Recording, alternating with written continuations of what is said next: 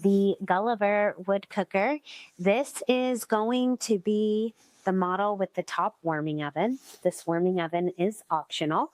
I do like having the warming oven to actually even do some real baking inside. I will do that when I bake low temperature items, when preparing pancakes for the family. Super nice to be able to keep them warm until you're ready to serve everyone. Today I am going to be lighting up a fire in the stove for you guys, just so you can see how it burns and how easy it is to get it lit up here. All right, so I'm going to grab some fuel here.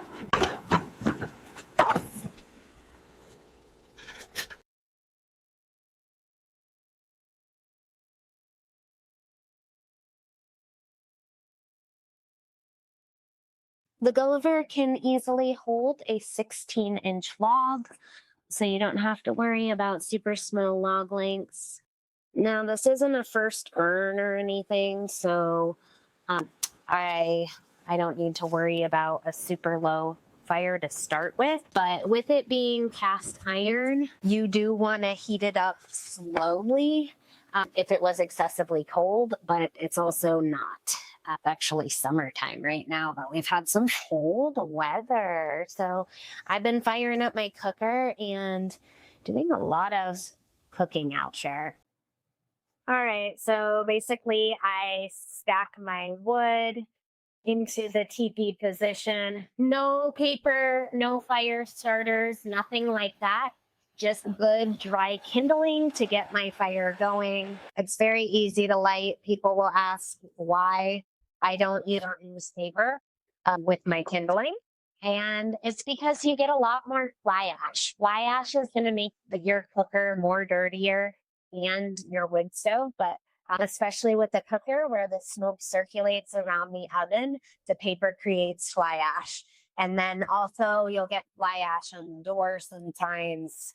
So just like that, it's like literally about a minute with a blowtorch to get it fired up. Cracking the bottom ash pan door while starting your fire creates an extra air draft of combustion air located underneath. Keep going with that. I've got some extra barky wood that I don't typically have. And so I'm getting some more smoke. I typically have. There we go. There we go. Nice and dry.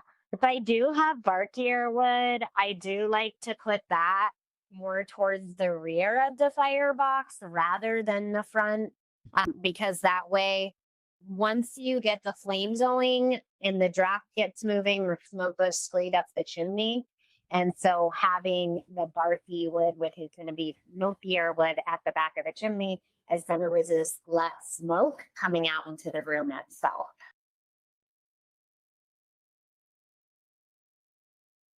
There we go. Easy peasy. So the Gulliver takes off very nicely. You can see it's burning clean. I hope you guys enjoyed this fire starting video today on the Gulliver cooker. I do my best to show you guys all the products up front so you know how it works and what you're getting into before you make a purchase. If you guys have questions, please give us a call. We've got a sales team that is always here to help you out. Thank you guys for being here. If you like these videos, give it a quick little thumbs up. If you haven't already, subscribe to our channel. God bless. Have the most wonderful day today.